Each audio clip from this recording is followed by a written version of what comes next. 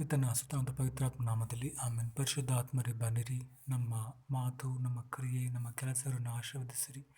ಇಂದು ನಾವು ಮಾಡೋ ಸರ್ವದಲ್ಲಿಯೂ ಪವಿತ್ರವಾಗಿದ್ದು ನಾವು ಪ್ರಭು ಯೇಸು ಕ್ರಿಸ್ತರಿಗೆ ಸಾಕ್ಷಿತ ಬದುಕನ್ನು ಬದುಕುವ ಕೃಪೆಯನ್ನು ನಮಗೆ ದಯಪಾಲಿಸಬೇಕೆಂದು ಅವರ ಹೆಸರಲ್ಲಿ ನಾವು ಪ್ರಾರ್ಥಿಸ್ತೇವೆ ತಂದೆ, ಆಮೇಲೆ. ಆತ್ಮೀಯ ಸಹೋದರ ಸಹೋದರಿಯರಿಂದಿನ ಶುಭ ಸಂದೇಶದಲ್ಲಿ ಪ್ರಭು ಯೇಸು ನಮಗೆ ಎಚ್ಚರಿಕೆಯ ಮಾತುಗಳನ್ನು ನೀಡುತ್ತಿದ್ದಾರೆ. ಯಾವ ರೀತಿ ನೋವನ ಕಾಲದಲ್ಲಿ ಜನರು ತಿನ್ನುವುದರಲ್ಲೂ ಕುಡಿಯುವುದರಲ್ಲೂ ಮಗ್ನರಾಗಿದ್ದು ಪ್ರವಾಹ ಬಂದವರನ್ನು ಕೊಚ್ಚಿಕೊಂಡು ಹೋಯಿತು, ಅಂತೆ ಇಂದಿನ ಸಂದರ್ಭದಲ್ಲಿ ನಮಗೆ ಬಂದಿರುವಂಥ ಪ್ರವಾಹ ಈ ಕೊರೋನಾ ಭೀತಿ. ಆದ್ದರಿಂದ ನಾವು ಪ್ರಭುವನ್ನು ಎದುರುಗೊಳ್ಳಲು ಸಿದ್ಧರಾಗಿರಬೇಕು.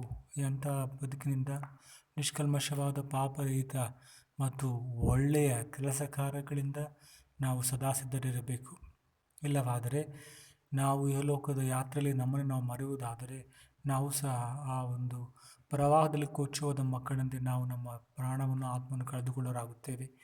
ಒಬ್ಬ ಇಡೀ ಲೋಕವನ್ನು ಗೆದ್ದುಕೊಂಡು ತನ್ನ ಆತ್ಮವನ್ನು ಕಳೆದುಕೊಂಡ್ರೆ ಅವನಿಗೆ ಸಿಗುವ ಲಾಭವಾದರೆ ಎಂದು ಪ್ರಭು ಹೇಳುವಂತೆ ನಮ್ಮ ಈ ಬದುಕಿನಲ್ಲಿ ಪ್ರಭುವಿನ ಶಿಲುಬೆ ಮರಣದ ಧ್ಯಾನ, ಅವರ ಪುನರುತ್ಥಾನದ ಪ್ರಭೆಯನ್ನು ಅನುಭವಿಸಿ ಅವರಿಗೋಸ್ಕರ ಜೀವಿಸುವ ಆ ದೈವ ಪ್ರಜ್ಞೆಯೊಂದಿಗೋಸ್ಕರ ದೇವರ ಮಹಿಮೆಗೋಸ್ಕರ ಜೀವಿಸುವ ಕೃಪೆಗಾಗಿ ನಾವು ಪ್ರಭುವಿನಲ್ಲಿ ಪ್ರಾರ್ಥಿಸೋಣ. ಮಧುರ ಜೀವವೇ ಸ್ವಾಮಿಯೇಸುವೆ, ಮನದ ಗುಡಿಯಲ್ಲಿ ನಿನ್ನ ಪ್ರೀತಿ ಅರಸಲಿ. ಬಾಬಾ ಯೇಸು, ಬಾಬಾ ಯೇಸು, ಬಾಬಾ ಯೇಸು. ಜೀವ ಜಲದ ಚಿಲುಮೆಯೇ ಸತ್ಯ ಹರಿಸಬಾ, ಜೀವ ಜಲದ ಚಿಲುಮೆಯೇ ಸತ್ಯ ಹರಿಸಬಾ.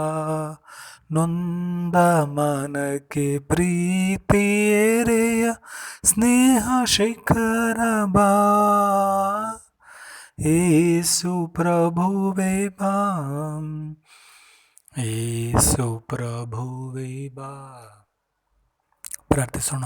ಹೌದು ಪ್ರಭೇಸೇ, ಸದಾ ನಿಮ್ಮ ಪ್ರಜ್ಞೆಯಲ್ಲಿಯೇ ನಾವು ಜೀವಿಸುತ್ತಾ ನಾವು ಮಾಡುವ ಕೆಲಸದಲ್ಲೂ ನಮ್ಮ ಕುಟುಂಬದ ಕೆಲಸ ಕಾರ್ಯಗಳಲ್ಲಿಯೂ ನಿಮ್ಮ ದೈವಿ ಪ್ರಸನ್ನತೆಯಿಂದ ನಮ್ಮನ್ನು ತುಂಬಿ ನಮ್ಮ ಓದು, ನಮ್ಮ ಬರಹ, ನಮ್ಮ ಭವಿಷ್ಯ, ನಮ್ಮ ಯೋಜನೆಗಳೆಲ್ಲವೂ ಸಹ ನಿಮ್ಮ ಕಣ್ಣುಗಳಲ್ಲಿ ಸ್ವೀಕೃತವಾಗಿದ್ದು ನಾವು ಪರಿಶುದ್ಧವಾದ ಜೀವನ ಜೀವಿಸುವಂತೆ ನಮ್ಮನ್ನು ಆಶೀರ್ವದಿಸಿರಿ.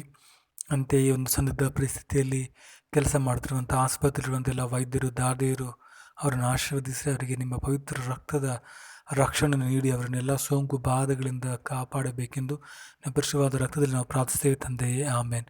ಪ್ರಭು ನಿಮ್ಮೊಡನಿರಲಿ. ಸರ್ವಶಕ್ತ ದೇವರಾದ ಪಿತಾ, ಸುತ ಪವಿತ್ರ ಆತ್ಮರು ನಿಮ್ಮನ್ನು ಆಶೀರ್ವದಿಸಲಿ. ಆಮೇನ್.